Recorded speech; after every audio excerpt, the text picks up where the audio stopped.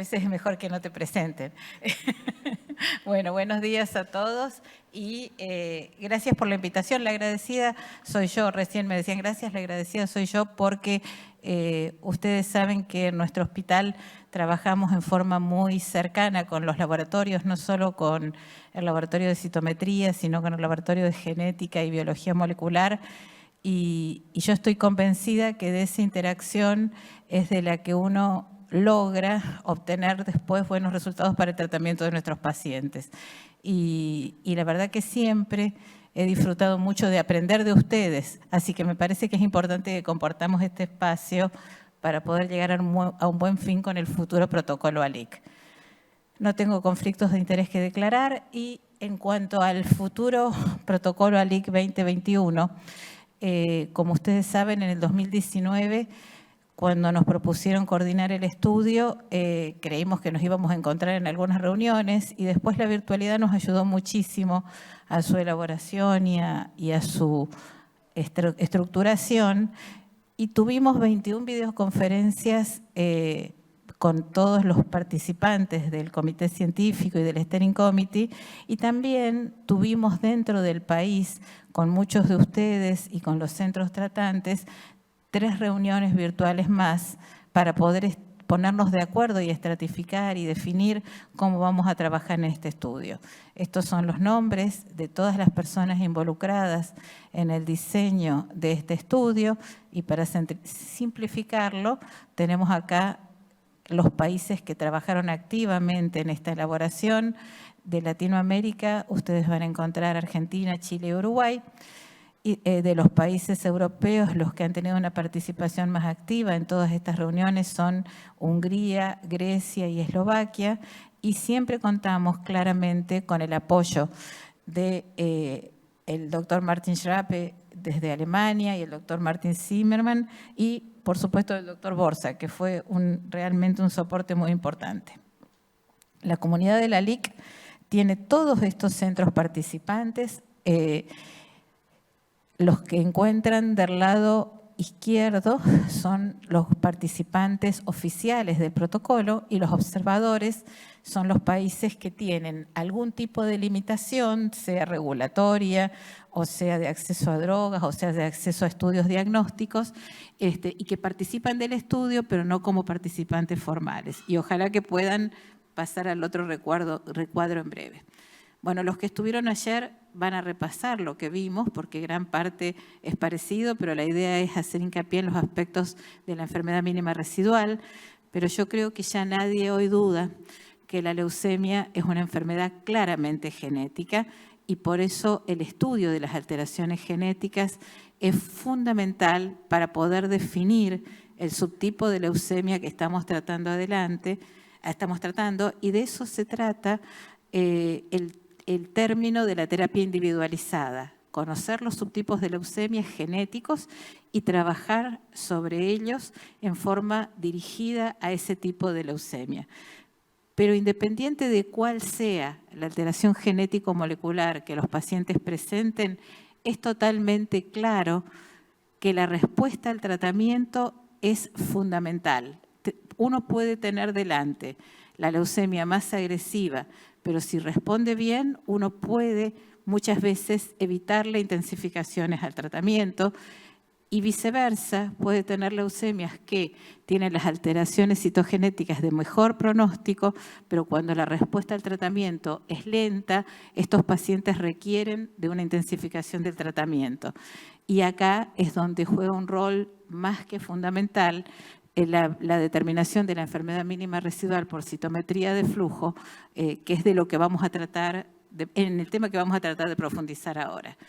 Esto ayer lo dije, hoy no me voy a detener demasiado, pero nada de esto tiene un verdadero sentido si no tenemos buenas medidas de soporte y si los médicos no somos capaces de cuidar adecuadamente a los pacientes. Por eso es que el secreto de que estos resultados, de lograr que se curen pacientes, que es el objetivo común que tenemos ustedes y nosotros, depende de la correlación de estos factores que estamos mencionando aquí. En el futuro ALIC, todos estos estudios van a ser mandatorios, no vamos a renunciar a la morfología, a pesar de los avances en el resto de los estudios que podemos realizarle a los pacientes. Ahora nos vamos a detener más en la citometría, pero es fundamental que estén de acuerdo ustedes con todo el seguimiento de la estandarización de los estudios diagnósticos iniciales como del seguimiento, y en esto creo que las guías del BFM son el dogma para la mayoría de ustedes, o si no lo son, es probable que debería homogeneizarse. Digo, si queremos poder analizar resultados y queremos obtener una posibilidad de análisis clara, es necesario que tengamos los mismos parámetros de evaluación. Y creo que las guías del BFM son una buena base, me corregirán ustedes. El bandeo G sigue siendo una herramienta fundamental. El índice de ADN es una herramienta que siempre la hemos tenido como un dato recolectado, pero que es fundamental incorporarlo en este estudio para definir los casos hipo o hiperdiploides en los cuales el bandeo G fracasa, y esto en nuestro país ustedes saben que pasa con frecuencia. Por otro lado, los estudios de RT-PCR yo creo que están absolutamente incorporados ya hoy en día a todos los centros, pero todavía nos falta, bueno, no, lo vamos a hacer sin pointer, vamos a ir por acá, todavía nos falta. El TCF3-PBX1 es un estudio realmente optativo, nos sirve para conocer las leucemias que tenemos adelante, pero el que se debe incorporar claramente es el TCF3-HLF, que es el gen de fusión de la translocación 17-19, que está claramente ligado a un grupo de mal pronóstico. Los estudios de FISH también serán fundamentales, especialmente para los infantes, para estudiar los estudios del gen KMT2A, y también para definir los subtipos que tienen mutaciones en CRLF2 o amplificación intracromosómica del 21. Y la cosa novedosa en este estudio será la incorporación mandatoria de los estudios de MLPA para realizar el estudio de las alteraciones en el número de copias de los genes. Y en esto uno puede buscar muchas técnicas, y hay otras eventualmente y más modernas, como la Next Generation Sequencing, pero en realidad la técnica que es más accesible para nuestro país en este momento es la técnica de MLPA, y aparte de ser accesible en nuestro país y de ser robusta y de ser seria, es una técnica que hemos podido ponerla a punto en el hospital. En realidad pudo hacerlo la gente del Laboratorio de Biología Molecular, y en realidad gracias a un grant de la Unión Europea podemos ofrecérselos a todos los centros del país. Por lo tanto, es un estudio que se realizará en forma centralizada en nuestro hospital. Lo único dificultoso es lograr la logística del envío de las muestras y de los datos de los pacientes. En esto es en lo que tenemos que trabajar. Las dos salsas que se usarán son la combinación de un montón de genes, que no se los voy a nombrar, que son la salsa 335 y 327. Esto es simplemente para confirmar, esto es en nuestros datos del Hospital Garrahan, la correlación que tenemos entre las alteraciones genéticas recurrentes y la sobrevida de los pacientes. Y si se fijan, desde el TCF3-PBX1, con los mejores resultados hasta los BCR-ABL, uno encuentra la correlación que está descrita. Y lo que aparece en este nuevo protocolo e irrumpe en todo el escenario de las leucemias linfoblásticas agudas pediátricas y también obviamente de los adultos, son las alteraciones en el gen Ícaros y KZF1, que como todos saben está en el cromosoma 17. Y este paper, que ya es un clásico en realidad y que lo hemos mencionado varias veces durante esta reunión, es el paper de Martin Stanula, donde define dentro de los pacientes con deleción del Ícaros, con un análisis de 991 pacientes, un subgrupo que se llama o que define como Ícaros Plus. El grupo Ícaros Plus es el grupo de pacientes que, además de presentar alteración en el número de copias del gen Ícaros, específicamente de lesión en el número de copias del gen Ícaros, tiene además de lesión en algunos de estos genes que están mencionados aquí, el PAC5 o alguna de las dos ciclinas o el CRLF2, la zona par. Y para ser Ícaros Plus, además, no debe tener de lesión en el gen ERG. Lo importante del MLPA es que como hace el estudio del número de copias, nos permite diferenciar claramente las deleciones de las duplicaciones. Y en esto, ayer se los decía y hoy lo recuerdo porque ayuda cuando uno dice mutaciones en el Ícaros, en realidad lo que nos interesa es la pérdida de material. Y como idea general, lo que uno tiene que pensar es que perder material genético por la vida no es bueno. O sea que lo que tiene mal pronóstico es en realidad la deleción homo o heterocigota de este gen y en general de todos los genes. Lo que definió este trabajo son 3 grupos, un grupo de pacientes sin deleción del Ícaros, un grupo de pacientes con deleción del Ícaros pero que no era Ícaros Plus y un grupo que es el Ícaros Plus. Y si se fijan, para los 991 pacientes de esta nula y también para el grupo EIOP, la sobrevida libre de eventos de estos 3 grupos es significativamente diferente. Los mejores resultados son los pacientes que no tienen deleción del Ícaros, los de los resultados intermedios son los que tienen deleción del Ícaros pero no son Ícaros Plus y los de peores resultados son el grupo Ícaros Plus. Ahora, la cuestión es esta. Para el All Together, por ejemplo, para el grupo All Together, solo tener deleción del Ícaros define una población de mal pronóstico. Y les voy a contar lo que nos pasó en el análisis de nuestra casuística de SAOP. Nosotros logramos analizar, nosotros no, el Laboratorio de Biología Molecular, capitaneado por la doctora Patricia Rubio, que ya está camino a Buenos Aires, y que es el gran baluarte de nuestro Laboratorio de Biología Molecular en leucemias y linfomas, lograron analizar en forma retrospectiva 1023 muestras de pacientes de SAOP, así que acá están todos los centros participantes de SAOP representados, y lo que encontramos es que, si se fijan, yo no sé, ustedes no ven lo que yo muestro acá, vamos a ver si esto nos ayuda. Bueno, en el primer gráfico, que es el 1A, ustedes van a ver que claramente encontramos la correlación de mejores resultados en los pacientes que no tienen deleción del Ícaros. Los que tienen deleción del Ícaros pero no son Ícaros Plus corresponden a la curva del medio y los Ícaros Plus son los que tienen peores resultados. Pero claramente, si ustedes miran la curva, a pesar de ser la P significativa, lo que se ve es que el Ícaros de lesionado no Ícaros Plus en nuestros resultados se acerca a los pacientes con el grupo Ícaros Plus. Así que esto es algo que todavía tiene que ser observado con mucho detenimiento. Al igual que en el paper de esta nula, esta clasificación no tiene impacto pronóstico en los pacientes de riesgo estándar, que es el gráfico 1B que ustedes ven arriba a la derecha, y sí tiene impacto pronóstico en los pacientes de riesgo intermedio y de riesgo alto. Y vamos a lo que tiene especial relación con el trabajo de la enfermedad mínima residual. Del lado derecho van a ver los pacientes en el gráfico 2A y 2C, van a ver los pacientes que en el día 33 y en el día 78 lograron negativizar la enfermedad mínima residual.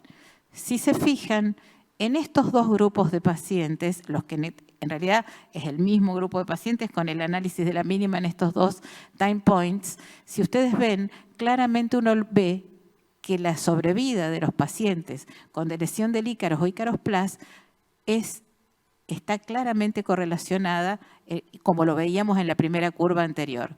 Sin embargo, fíjense en los 2 gráficos, y la P es significativa en ambos casos.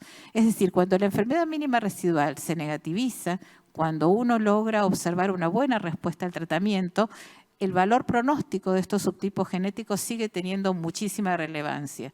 Mientras tanto, miren los gráficos del lado izquierdo, donde en el 2B y en el 2D. Si ustedes se fijan, además de no ser significativas las P, en los pacientes que no logran negativizar la enfermedad mínima residual en el día 33 o en el día 78, la sobrevida claramente es baja en todos los casos. Es decir, esto pone de nuevo sobre la mesa la importancia de la respuesta al tratamiento con respecto a las alteraciones genético-moleculares. Y esto es lo que tenemos que hacer con todas las alteraciones genético-moleculares que tengamos nuevas especialmente y de acá en adelante, también las buenas.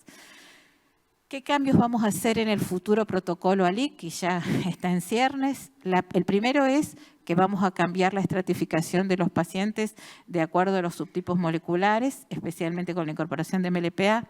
El segundo, y esta es la parte que más los toca a ustedes, es la incorporación de la evaluación de la enfermedad mínima residual en el día 33 y en el día 78 como factores que definen la estrategia de tratamiento de los pacientes. Y el tercero, que esto es más para nosotros, es que vamos a estratificar diferentes a las leucemias T y a las precursor B, porque en las leucemias B no vamos a utilizar más la respuesta a la prednisona en el día 8 y sí en las leucemias T. No los voy a cansar con las estrategias terapéuticas porque seguro que esto no es lo más importante en este momento. Los objetivos del protocolo, no hay ninguna duda que son mejorar los resultados de sobrevida de los pacientes. Lo que queremos es mejorar la estratificación de los mismos y de nuevo acá, a través de los estudios moleculares y la enfermedad mínima residual en el día 33 y en el día 78, siempre por citometría de flujo. Y después el protocolo plantea dos preguntas, de las cuales hay una que está directamente relacionada con la citometría de flujo. La primera es la incorporación de la pleca esparaginasa con una rama aumentada, en forma aleatorizada, y la segunda está dirigida a la incorporación de la inmunoterapia en los pacientes con leucemias precursor B. Por lo tanto, hay dos preguntas que plantea el protocolo. Una es para todas las leucemias B y T, y es si la incorporación de una rama aumentada de pleca esparaginasa puede mejorar los resultados de la sobrevida.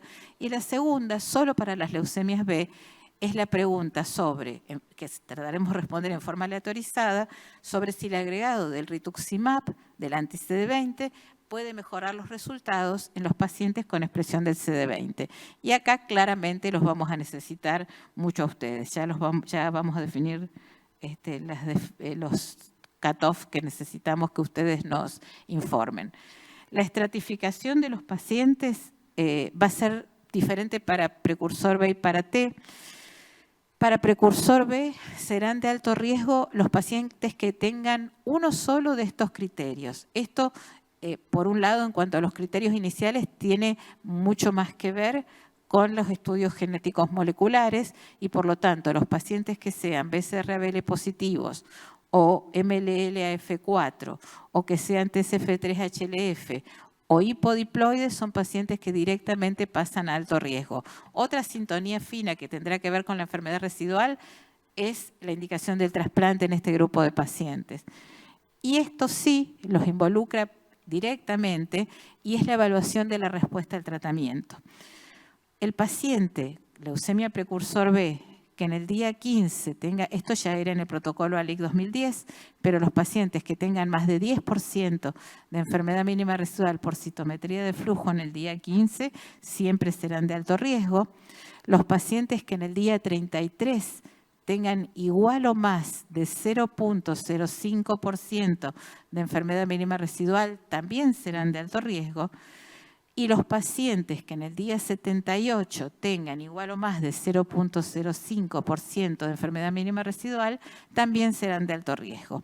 Y quedó al final, y no es menos importante, y es lo más complicado y lo que más discusiones trajo, es el nuevo criterio de definición de la remisión completa. Lo importante, ahora vamos en un slide siguiente a verlo, pero lo importante es tener presente que la definición de remisión completa, que obviamente esperamos que haya una buena correlación, será estrictamente definida o especialmente definida a través de la citometría de flujo. Y los pacientes que en el día 33, es decir, al fin de la inducción, tengan una enfermedad mínima residual igual o mayor al 1%, serán definidos como pacientes que no se encuentran en remisión completa.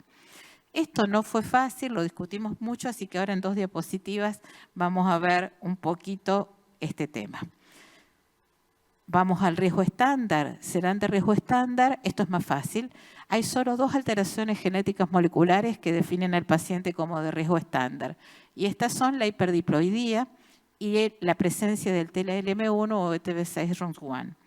Estos pacientes, para ser de riesgo estándar, además de tener estas alteraciones, tienen que tener descartadas todas las alteraciones genéticas de mal pronóstico, incluidas obviamente las deleciones del Ícaros, obviamente la amplificación intracromosómica del 21 y obviamente las mutaciones en CRLF2. Es decir, los que tengan algunas de estas alteraciones no pueden ser estándar y si no las tienen estudiadas tampoco, serán intermedios. Pero además de tener estas alteraciones genético-moleculares positivas o descartadas las otras, y acá el índice también nos permitirá definir la hiperdiploidía, estos pacientes deben responder bien en el día 15. Y responder bien significa tener menos de 0,1 de enfermedad mínima residual. Y además, obviamente que si tiene menos de 0,1 el día 15, uno espera que tenga menos de 0,05 el día 33, pero tenemos que confirmarlo.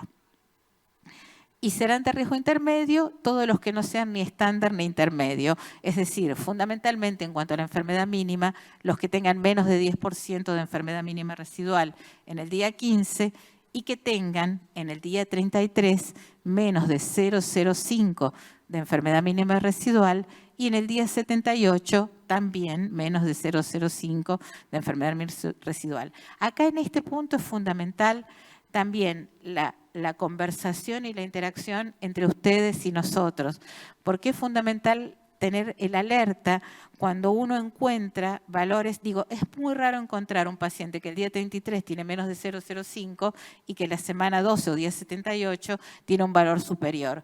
Y ahí es donde lo que nos han enseñado ustedes es que es muy difícil el análisis de la enfermedad mínima residual por la médula regenerativa.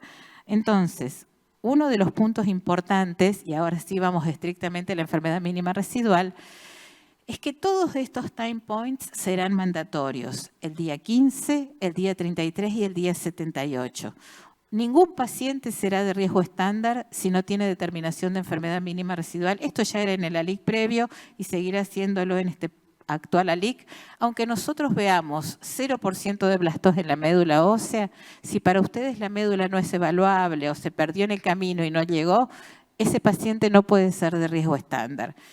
Y la otra cosa fundamental del día 15, ustedes lo saben mejor que yo, el CD20, y lo dijo Elisa en estos días, el CD20 se regula en el día 15, por lo tanto, ustedes seguramente van a encontrar que de 40 a 74% puede cambiar el porcentaje de pacientes con CD20 positivos en el día 15. Y entonces, cuando ustedes nos informen que el CD20 es positivo en el día 15, podremos definir qué pacientes son aleatorizados a recibir o no anti-CD20. ¿Cuándo será positivo el CD20? Cuando ustedes nos digan que de los blastos ven el 10% con expresión de CD20. O sea que en este punto es crucial el rol que la citometría va a tener. La citometría va a definir cuál es el target de una de las randomizaciones y deberá ser totalmente estricta. Y hay otra cosa más. Siempre decimos que una de las virtudes de la citometría es su velocidad. Por lo tanto, para poder randomizar a los pacientes en tiempo y forma, necesitamos que antes del día 22 tengamos bien en claro si el paciente es o no CD20 positivo. El día 33 va a ser fundamental para la definición de remisión completa y también va a ser sumamente útil para la definición de los pacientes que no tengan enfermedad mínima residual evaluable el día 15, que esperemos que sean muy pocos. Y la semana 12 o día 78 va a tener un rol fundamental en la definición de las indicaciones de trasplante de médula ósea. Y es probable que nos ayude a evitarle el trasplante de médula ósea a pacientes que anteriormente los hubiéramos trasplantado por sus características genético-moleculares o su mala respuesta inicial. También será importante para la definición de la administración de inmunoterapia, porque los pacientes con enfermedad mínima residual positiva previa al trasplante tendrán una indicación de recibir anti-CD19 belantamab. Otra cosa importante es que los pacientes que tengan enfermedad residual positiva en el día 78 previo al primer bloque de alto riesgo deberán ser chequeados previo a los bloques siguientes para uno poder evaluar cuándo se negativiza, si se negativiza esa enfermedad residual. Estos slides se los robé a Jorge y son para recordarles lo que dijimos recién, que es fundamental que ustedes, teniendo presente la posibilidad de abregulación del CD20, Si encontraron CD20 positivo, bueno, ustedes confirmarán que el día 15 probablemente lo sea, pero uno espera que ese porcentaje de pacientes con positividad de CD20 vaya de 40% a 71-74%. Esto lo describió el doctor Borsak, los chicos en el laboratorio lo pudieron confirmar también. Y de nuevo, el requerimiento es una positividad de 10% de los blastos para ser considerados positivos. Este es el punto, creo, más novedoso en cuanto a las definiciones y es el rol de la citometría para la definición de la remisión completa. Muchas idas, muchas venidas, pero el acuerdo final es que la enfermedad mínima residual menor al 1% es la que define el estatus de remisión completa. Por lo tanto, quien tenga igual o más de 1% será un paciente definido como no respondedor a la terapia y por lo tanto ese paciente será definido como de alto riesgo inicialmente. En esto, Ariela Smigliani presentó un trabajo hace poquito, hace 2 días, que era referido al LA-RLT, y claramente se veía cómo el ojo es falaz y cómo en una médula de un día 33 uno puede equivocarse claramente, y el método de la citometría de flujo es claramente mucho más objetiva para definir el porcentaje de blastos que encontramos allí. Acá tenemos una sintonía fina y es esta.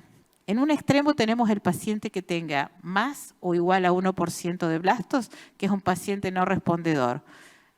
En el otro extremo tenemos el paciente con menos de 1% de blastos, que es el paciente que estará en remisión, será asumido como en remisión completa el día 33. Y la pregunta que siempre surge de esto es qué pasa con el paciente que tiene menos de 1% de blastos y más de 0.05% de blastos en el día 33. Ese paciente es definido como un paciente en remisión completa con enfermedad residual positiva. También va a alto riesgo, entonces ustedes me dicen, ¿para qué? Bueno, porque es la indicación, inclusive la indicación de trasplante, es probable que varíe de acuerdo a esto. Entonces, menos de 1 en remisión completa, igual o más de 1 no en remisión completa, y en el medio, menos de 1 y más de 0,05 en remisión completa con residual positiva. Y el día 78 es otra cosa, otro punto fundamental. El día 78 es el que va a requerir de una actitud colegiada entre todos ustedes para la definición y será mandatorio que todos los pacientes con enfermedad mínima residual positiva o los resultados de citometría del día 78 sean vistos por más de un ojo. Mientras más ojos lo vean, menos posibilidades de equivocarse y más posibilidades de llegar a un mejor resultado. Por lo tanto, el día 78 tendrá como mandatoria la revisión central y esa revisión central especialmente estará dirigida a los casos positivos para evitar sobretratar a estos pacientes. Esto no me voy a detener, simplemente decirles que las randomizaciones serán el estándar no tendrá aleatorizaciones, el intermedio y el alto sí. Como les dije antes, la primera aleatorización es la intensificación o no con PEC asparaginasa y en los pacientes CD20 positivos los randomizaremos a recibir o no anti-CD20. Y como les dije, y está resaltado aquí en verde, para poder aleatorizar a los pacientes vamos a necesitar tener el resultado de la enfermedad mínima residual del día 15 porque las dos aleatorizaciones se harán al mismo tiempo, pero no podemos hacerlas si no tenemos el resultado de la enfermedad residual. No les voy a hablar de la PEC para no demorarme y sí del rituximab, porque imagino que los pacientes que sean randomizados, los pacientes que sean randomizados a recibir anti-CD20, lo recibirán en el día 22 y 29 del tratamiento. Por eso la necesidad de aleatorizarlos antes. Y lo seguirán recibiendo en las semanas del protocolo 1B cuando reciben citarabina, ciclofosfamida y mercaptopurina. Y me imagino, esto corríjanme ustedes, que esto les cambia un poco a ustedes la estrategia de marcación seguramente de la semana 12 o día 78. Imagino, no sé. ¿Es así? Bueno, qué suerte. Bueno, para las leucemias T. En las leucemias T cambia un poquito la cosa con la estratificación. El primer punto importante es que no habrá pacientes de riesgo estándar en las leucemias T. solo serán de riesgo intermedio o alto. Para ser de riesgo intermedio, los pacientes tienen que tener todas las respuestas buenas. Tienen que tener buena respuesta a la prednisona, tienen que tener menos de 10% de blastos en el día 15, deben tener... Bueno, el día 33 no nos importa tanto acá, sí nos importa que estén en remisión completa, que tengan menos de 1% de blastos, pero la leucemia T responde más lenta, así que no nos preocupa tanto eso, pero es fundamental que tengan menos de 0.05 en el día 78. Y por lo tanto serán de alto riesgo los que tengan en cualquiera de estos puntos mala respuesta. Así que la citometría sigue siendo fundamental. Tienen una sola aleatorización y quiero llegar a esta. Quiero llegar a este slide para que veamos de nuevo la importancia que va a tener la enfermedad mínima residual para la definición de las indicaciones de trasplante de médula ósea. El primer punto es que si ustedes se fijan, la tabla está hecha en base a la enfermedad mínima residual del día 33 y del día 78. El BFM tiene una estratificación que tiene más puntos de corte porque la enfermedad mínima residual del BFM la hacen por RQ-PCR de IGTCR y entonces establece diversos estratos de acuerdo a tener 10 a la menos 3 o 10 a la menos 4 de enfermedad mínima residual en estos puntos. Nosotros, como nuestro método de definición va a ser la citometría, hemos definido claramente que el cutoff es 0.05 para definir si es positiva o si es negativa la enfermedad residual, y esto va a ser lo que va a terminar definiendo claramente qué paciente tiene o no indicación de trasplante de médula ósea. Si ustedes ven, después les pasamos si quieren todo el slide y la presentación entera, pero si ustedes ven hay muchos no de pacientes que antes hubiéramos definido de entrada como pacientes con indicación de trasplante. Y como ustedes ven, la indicación de trasplante en la semana 12 o día 78 tiene que ver en forma sumamente estrecha con la positividad de la enfermedad mínima residual de este momento. Lo que uno tiene que tener presente es esto. El paciente que en la semana 12 o día 78, que es lo mismo, no respondió, es el paciente con mayores posibilidades de recaer. Y ese es el paciente que tendrá indicación de trasplante de médula ósea. La cuestión es esta. La sintonía fina de qué tipo de trasplante. Este es un protocolo de tratamiento de leucemias. Las indicaciones de trasplante son sugerencias e indicaciones que deberán ser adaptadas a cada centro, a cada grupo y a cada país. Entonces, por eso van a ver que las indicaciones están en negrita el donante familiar y el que tiene mismatch no está en negrita, porque cada centro, grupo y país deberá definir en base a su experiencia cuál es la indicación y todas las indicaciones deberán ser consensuadas con el comité coordinador. Ya terminamos. El último punto donde es fundamental el rol de ustedes es en la evaluación de la enfermedad mínima residual en aquellos pacientes que por tener positiva la enfermedad mínima residual en el día 78 tengan indicación de recibir blinatumomab. Y acá todo el laboratorio del hospital está más que preparado y listo para justamente ayudarlos a trabajar en toda la estrategia de análisis de la enfermedad mínima residual después de la administración de esta terapia blanco. Creo que en el país va a ser muy útil esto justamente porque a todos nos pasa la dificultad de obtener donantes, la dificultad de llegar a tiempo en el trasplante y la administración de blina ya está demostrado que disminuye la morbimortalidad y mejora la calidad de la remisión completa de los pacientes, que así como en mielo no sabemos todavía cuál es el verdadero rol, en linfoblástica sí es bien claro que lo tiene. Para terminar, las conclusiones y las perspectivas que tenemos son que la incorporación de los estudios de MLPA nos van a permitir mejorar la estratificación de nuestros pacientes. Obviamente es necesario poder ofrecérselos. Creo que lo que la mayoría de nosotros pensamos en nuestro grupo de trabajo es que es fundamental que cuando uno plantea un nuevo estudio con cosas novedosas, con cosas de mayor complejidad, con estudios de mayor complejidad, es fundamental tener presente que no nos importa solo qué tienen nuestros pacientes, sino lograr que esto sea equitativo para todo el país, y es por eso que la idea es centralizar los estudios. De hecho, lo estamos haciendo hace 1 año y medio en forma de piloto para todo el país para centralizar los estudios de MLPA y de FISH. El rol de la citometría es fundamental para definir la estratificación, y es fundamental que la citometría de la semana 12 o día 78 sea revisada en forma central. Esto no es una auditoría, esto es más ojos viendo un paciente, los datos de un paciente, para ofrecerle la mejor opción de tratamiento.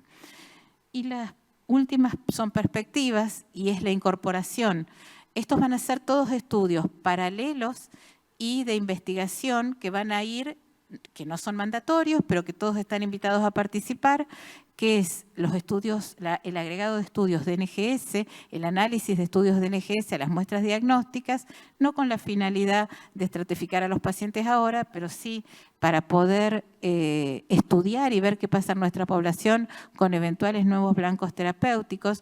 En lo que a ustedes refiere el segundo punto, Elisa y Patricia están trabajando intensamente, y Elisa presentó un trabajo el otro día en la correlación entre la enfermedad mínima residual por citometría de flujo y por RQP de IGTCRs en los pacientes Filadelfia positivos, y la verdad que esto es lo que está haciendo el ESFAL, o sea que creo que en paralelo es muy bueno que nosotros lo hagamos, y para nosotros, en especial en el hospital, el desarrollo de los estudios de FISH, que es una deuda que tenemos para mejorar.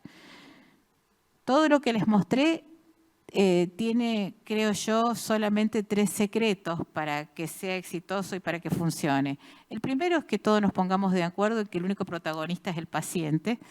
El segundo es que estudiemos y trabajemos. Y el tercero es que trabajemos en equipo.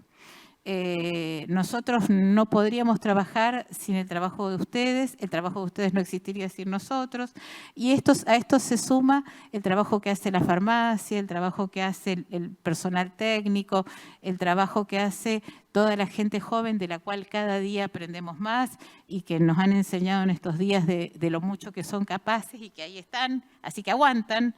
Y también lo podemos hacer, o lo hemos podido hacer, y esperemos poder seguir haciéndolo, porque estamos en un hospital que nos permite hacerlo. Nos enojamos a veces, nos quejamos de cosas, pero la realidad es que es un hospital que, al menos a Gabriela, que está ahí a mí, hace 33 y 32 años que nos permite hacer cosas. A veces nos hacen enojar, a veces no, pero estamos contentos de trabajar ahí.